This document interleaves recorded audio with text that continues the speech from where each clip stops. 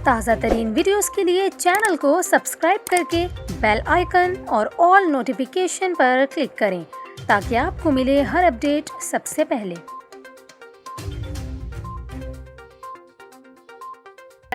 और यहाँ पर आपको खबर दें, मंचर झील में पानी का दबाव कम करने के लिए मजीद 2 मकामात पर कट लगा दिए गए, जिससे सहवन एयरपोर्ट ज़ेर-ए-आब आ गया। पानी की सतह में अब भी कमी नहीं आ सकी, जिसके बायस सहवन शहर और सईदाबाद के लिए खतरा बरकरार है। झील से निकलने वाला पानी सहवन टोल प्लाजा के करीब इंडस हाईवे से टकराने लगा है। सहवन एयरपोर्ट भी डूब गया है और वज़ीर आला सिंध का आबाई गांव बाजारा भी ज़ेर-ए-आब आ गया। ज़िले इंतज़ामिया के मुताबिक मंचर झील बंद RD 54 और 52 से पानी का इखराज जारी है। पानी पांचों यूनियन कौंसिलों की हदूद में दाखिल हो गया है।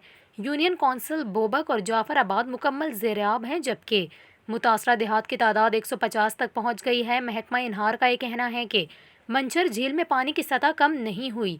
लाड़काना सहवन बंद पर पानी की कमी के बाद कट लगाकर मंचर झील के पानी को रास्ता दिया जाएगा।